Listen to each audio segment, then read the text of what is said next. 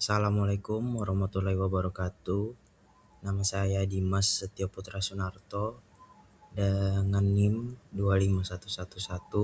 2511102431441 dan saya di kelas A matkul pengantar bisnis. Hari ini saya akan mempresentasikan mengenai PPT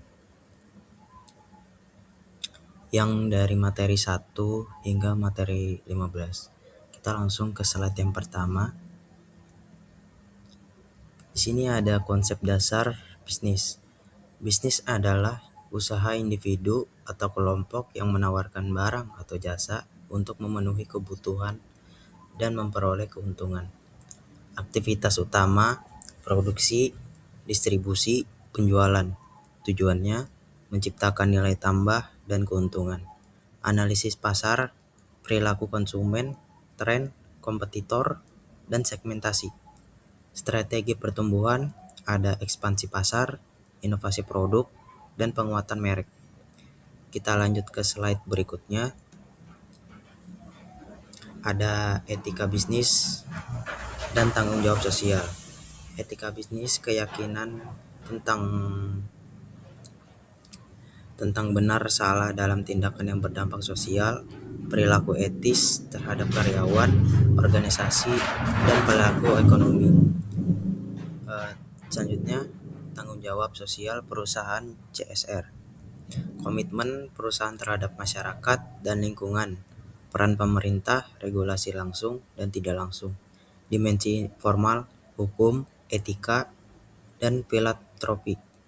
Dan dimensi informal ada kepemimpinan, budaya organisasi, dan sistem pengaduan. Kita ke slide selanjutnya. Ada bisnis global dan kepemilikan.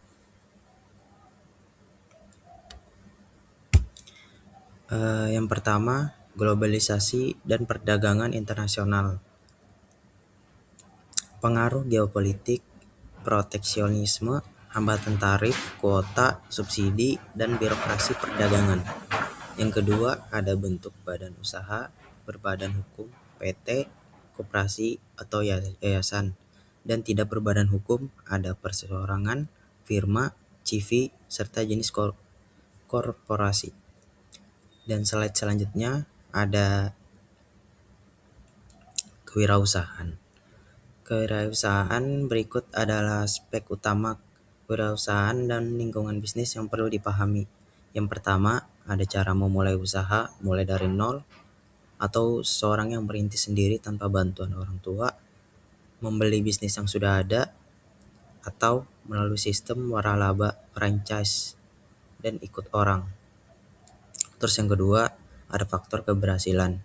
Usaha, kerja keras, dedikasi, permintaan pasar yang kuat, kompetensi manajerial yang baik, dan faktor keberuntungan. Yang ketiga, ada lingkungan bisnis meliputi dimensi domestik, global teknologi, hukum, sosial budaya, dan ekonomi yang saling memengaruhi. Slide selanjutnya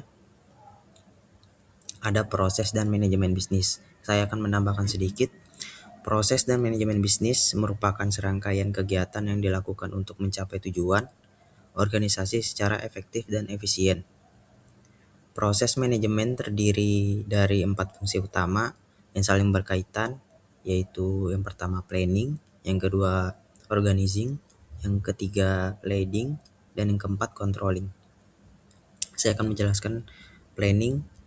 Planning yaitu perencanaan adalah tahap awal dalam manajemen yang berfungsi untuk menentukan pasar,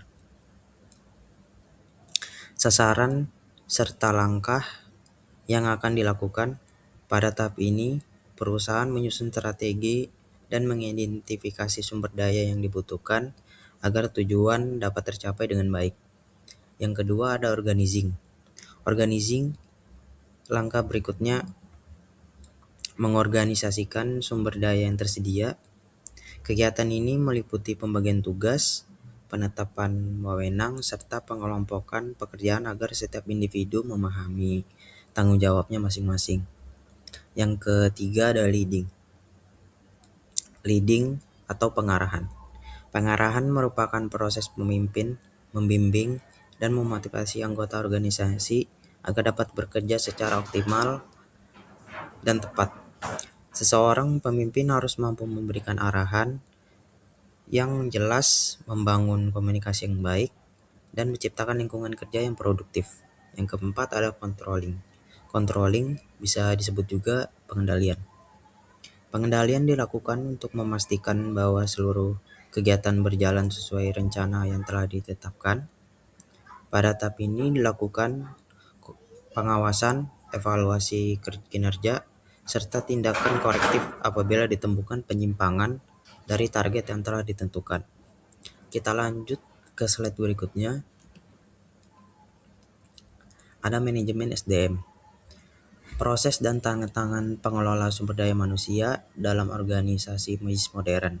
Yang pertama, ada perencanaan SDM, analisis kebutuhan tenaga kerja internal dan eksternal, rekrutmen dan seleksi sumber daya internal dan eksternal, tes wawancara dan onboarding karyawan baru.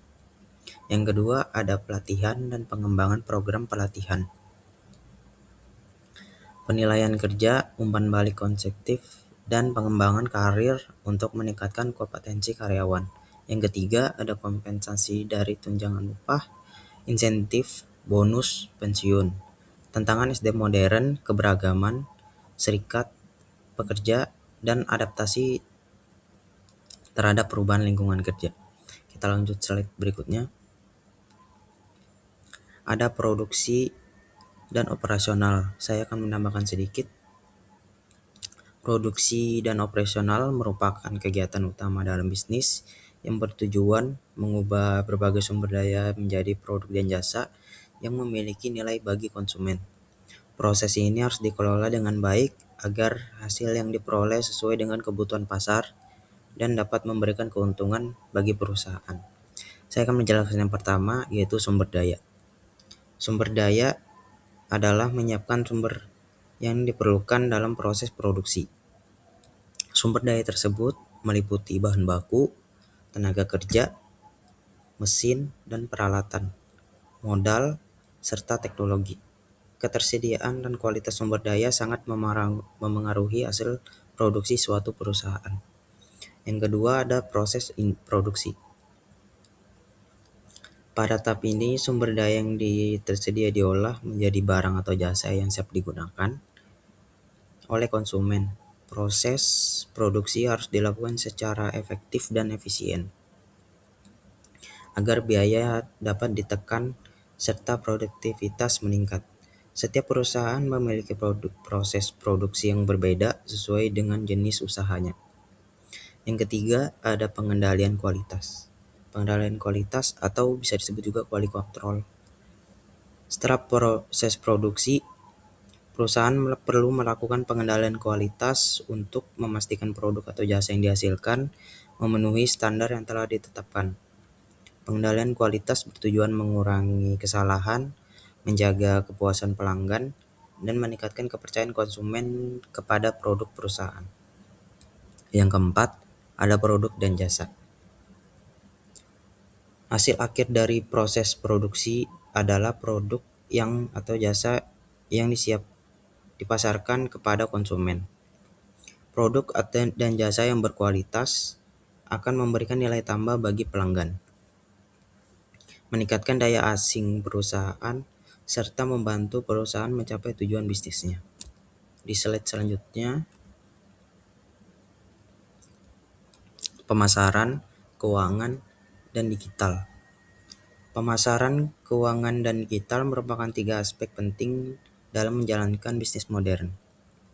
Ketiganya saling berkaitan dalam membantu perusahaan mencapai tujuan, meningkatkan penjualan, mengelola keuangan, serta memanfaatkan teknologi untuk meningkatkan efisiensi kerja. Yang pertama, konsep pemasaran, segmentasi pasar, bauran pemasaran 4P, produk, harga distribusi, dan promosi. Bauran pemasaran 4P yang dimaksud adalah produk, barang atau jasa yang ditawarkan kepada konsumen. Yang kedua ada price, atau harga, nilai yang harus dibayar konsumen untuk memperoleh produk.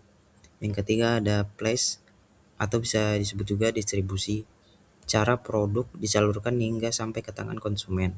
Yang keempat ada promosi, kegiatan untuk menarik minat dan meningkatkan penjualan produk.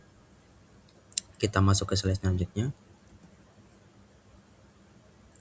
Bisnis Islam dan kesimpulan. Prinsip bisnis Islam: halal, bebas riba, gharar, maisir, dan kezaliman. Bisnis sebagai ibadah dan tanggung jawab sosial. Kesimpulannya, bisnis ini manajemen bisnis yang mengintegrasikan SDM dan etika dan inovasi bisnis modern harus mempertimbangkan aspek global, digital, dan sosial. Sekian dari saya. Wassalamualaikum warahmatullahi wabarakatuh.